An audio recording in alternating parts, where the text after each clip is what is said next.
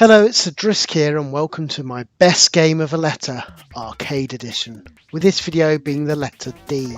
I thought in this world of bombarded choice, it'd be fun to determine what would I choose if I could only have 5 games per letter per system, imagining I would have to discard all others. The purpose of this, of course, is to whittle down the best games for me personally that I actually love to play, not being constrained by those games most important in gaming history, games that I loved in the past or loved by most. My choices here may surprise you. They surprise me in this video as well, but they have been chosen from my heart as it is at this snapshot in time. However, it's my fondest hope, and really the point of these videos is it brings back some fond memories for you all and introduce you to some new games that perhaps you weren't aware of. So the next time you're looking at your fully loaded gaming retro lists, you give them a go. Now, as mentioned, this is letter D for the arcades. So without further ado, let us begin. Okay, for game number 5, I've chosen the modern classic, perhaps unknown to most. It is called Dirty Driving by Raw Thrills and was released in 2011. Now, this is a madcap off-road truck racer set in 14 deliciously mad, imaginative fantasy levels, such as the Brawlerseum and the Lost City, encountering T-Rexes running across giant spiders and yetis as you make your way through these great tracks. Now, the game basically mixes the madcap arcade racing of titles such as Hydro Thunder and cruising games with the concept of Mario Kart, of picking up power-ups. And that's not surprising because it's produced by Eugene Jarvis. Yes, he of Defender and Robotron 2084, and of course the Cruising USA games. And many of the team behind this worked on the game Hydro Thunder. Now, power-ups here are triggered by a satisfyingly large chrome lever that you pull on the arcade cabinet. And when you pull or yank the crank, as the game says, it will use the power-up that you've picked up. This is an exciting way of issuing out the weapons as you hurl out the mines or bring out the Gatling guns to take out the enemy. And that's what I love about this game. It's the frantic mania of arcade, full-on eye-melting action on display here. Now, I get it might not be to everyone's taste, with some people not liking the toy box arcade physics of the cruising games and those like it, but I personally love it, with it always making me beam from ear to ear whenever I play this game. Now, as you ride through the game, you also pick up cash to help pimp out your chosen ride, one of 10 great varying off-road vehicles. Then at the end of each race, you're given a chance to yank the crank to do a wheel of fortune to bring up a power up for the next race. Of course, you've got to put in another credit to play that race. Thankfully though, all your pimped out vehicles and power ups can be saved through a key card for next time you go to the arcade machine. Overall, this is one hell of a fun ride and worth tracking down if you're lucky enough to see it out in the wild for some full-on fun. Now, unfortunately, this is a game that you don't see out there very often, so unless Raw Thrills plan to do an arcade racing compilation, which please Raw Thrills, please do, the rest of us, the only way to play the game is to run it in the emulator Technoparrot on a very powerful PC. Okay, let's go for my number 4, and I've gone for the 3D fighter Dead or Alive by Tecmo, released in 1996. Now, often this is unfairly labelled as the fighter with the bouncing boobs, but really this is one of the most accomplished fighters of this era, with great fluid movement, a nice array of attack moves and defence, and counter moves, doing grabs to take on the enemy, giving it such fantastic gameplay. There's also a nice array of well-balanced characters to choose from here, each with their own distinctive styles of play, giving you much to learn all the combos and moves. One of the characters as well is Ryu Hayabusa. Yes, he of Ninja Gaiden fame, which of course is a nice cool touch. Now, I had so much fun with this game on the Saturn port, and later there was a brilliant version on the Xbox original called Dead or Alive Ultimate, which has a remastered version of the Sega Saturn port and then its sequel Dead or Alive 2. But today, outside of that port, there's only really the inferior PlayStation port to play the game, or of course you can play it on MAME, or even better, the Sega Model 2 emulator that can be shown on display here. So give this game a go and hopefully you'll find it as much fun as I do. MAME, incidentally, also has the Dead or Alive Plus version of the game, which adds a few additional elements. Okay, let's go on to my number 3 game, and I've gone for Dynamite Cop by Sega and released in 1998. Known as Dynamite Decker 2 in Japan, this has you play 3 hardened heroes as you take on a band of pirate villains to rescue the president's kidnapped daughter. Now in the first game, Dynamite Decker 1, or Die Hard Arcade as it was known in the West, they really took the scrolling beat 'em up further, taking ideas from Double Dragon and Golden Axe, and then they looked at how they could make it work in a 3D world, making full use of that extra dimension. Here though, in the sequel, they've learned and improved upon that even more with Mad Cat antics on display. What we have essentially here is a room by room fighter. You go up against a variety of imaginative enemies, do a nice array of moves and attacks much like 3D fighters of the day, and clear the room, moving on to the next. The smooth animations and variety of moves on display make a huge difference and really shows the beauty of 3D over 2D in this instance. In between certain sections, there's also a timed event where as you're running along a corridor, you're suddenly told to go left or down or some kind of move, and if you do it quickly enough, you do it successfully into the next section, diving under the door and taking out some of the enemies by surprise. However, if you do it incorrectly, you still get to the new room but make a right hash of it, banging into the door, leaving you open to attack for a few moments as the enemies all swarm around you. It's a nice touch that breaks up the action nicely. Alongside all of that, there's another great element, which is a wide array of impromptu weapons that you can pick up and use against the fighters. Your heroes are really a resourceful bunch, picking up everything and anything to gain an advantage over the enemies that surround them. One minute you're hurling arcade cabinets at them, or brandishing a phone, flailing out the whirling receiver to get a distant attack upon them. Hell, you can even brandish heads on spikes or French baguettes at your enemies, anything to help take them out. And this is what I love about the game. The 3D allows a dizzying array of animations and moves, but with the whole game always going for fun and humour above everything else, never taking itself too seriously. Now ports wise, this only really saw a faithful port on the Dreamcast, meaning unless you were lucky enough like me to actually own a Dreamcast back in the day, you probably never even saw this game, especially given the limited run of the arcade original. Thankfully, as you can see here, the Model 2 emulator does an amazing job of emulating this arcade board, so it's well worth giving this gem a go today if you can. Okay, let's go on to number 2, and I've gone for Cave's 2010 absolute classic, Dodonpachi, released in 1997. Now the title means literally Angry Leader Bee, and is a sequel to Donpachi, released in 1995. However, they've taken that original game and dialed it all up to 11. What we have here is, to many, the perfect and pinnacle vertical shooting perfection, with more bullets, more enemies, more levels, all hurled at you, all perfectly honed with balanced gameplay, a feat quite frankly not bettered by any of its sequels. Now you can choose 3 distinct ships here and have a gun or laser selection, and then you're thrown into full-on action the moment your dropship puts you into battle. I guarantee you won't have a single second's let up. Now what's amazing, despite all the countless enemies and complex bullet patterns being hurled at you, it never feels unfair in this game. There's always a way through that pattern, and it's really only your lack of skill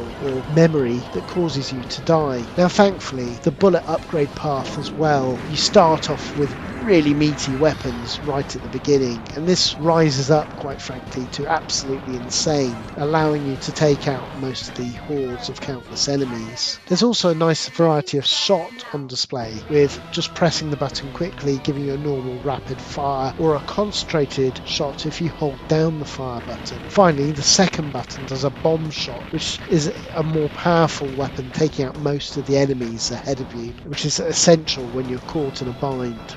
Now, along with these sumptuous graphics, the music is full on amazing as well, mixing great weird rock tracks, and the boss music sounds like it was lifted from the 1984 Dune film. It accompanies all the on-screen action perfectly and really does complete this overall game package for you. Now, the development team in Cave have made some of my favourite shooters of all time, particularly the people involved on this, and this is one of their best that they have ever done. Well worth tracking down and giving it a go. Now, back in the day there was a PlayStation 1 port that bizarrely had the limitation of the same ship chosen for player 2 if you were doing 2-player, but overall it's a solid port. Much better in my opinion is the Sega Saturn version, which is nigh on flawless conversion, and also adds a Sega original version alongside the arcade game with fewer bullets and more extensive levels. It also allows you to run extensive levels, but as you can see today you can play it in MAME as well, and it looks and plays perfectly. So give this title a go today. So that leaves me with my number one game choice, and yes, of course, it had to be Daytona USA, made by Sega and released in 1993. Now, admittedly, in 1993 it was a limited Japanese release, with 1994 being its wider worldwide release. Now, what you have here is NASCAR racing mixed with Sega arcade perfection, taking your trusty number 41 Hornets car across 3 tracks of pure arcade racing adrenaline. Now, clearly the game is inspired by Tom Cruise's film Days of Thunder, which is effectively Top Gun meets NASCAR racing, and like in that film you have a helpful mechanic blurting out tips and howls of concern as you bust up his car. The first track you race on is a 3-7 speedway track, or beginner. This is a simple oval track and has you race around a whopping 39 other cars as you try to make the number 1 spot within 8 laps. This track is by far the most iconic, and despite its simplicity it's so much fun to play as you try to perfect each track, weaving in between all the cars with crashes happening all around you. It's also all set to the brilliant catchy music Rolling Start playing in the background. If you do crash, then the game has a great damage model where quickly you become all smashed up, and it definitely has an effect on your overall car's performance. Thankfully you can pit stop to repair if you have to. Now, the second track is the Dinosaur Canyon Advance track. This is much more complex and interesting track to race on, having to do 4 laps against 20 cars. This is a lot more skilled though, requiring you to do really clever drifting around corners and intelligently race to do well on the track. The music here is another belter, being the tune Let's Go Away. Finally, the third track is the Seaside Street Galaxy, or Expert track. This is a really long and complex track, but well worth mastering, as there are some beautiful visual cues and standout moments as you race. There's loads to learn here though on the track, with having it multiple paths and extremely tough corners to negotiate. This time you only have to do 2 laps with only 30 cars on the track, but don't let that fool you. This track is long and arduous. This also has another great tune that plays in the background called Sky High, or Blue Blue Sky, which is another great tune to accompany the action. As you probably can tell, I love this game, and whilst I feel it's a little too hard once you get off the first track, I still find it's a game I never tire of playing, with it all being so much fun. Now, back in the day, the consoles only had the Sega Saturn port of the machine,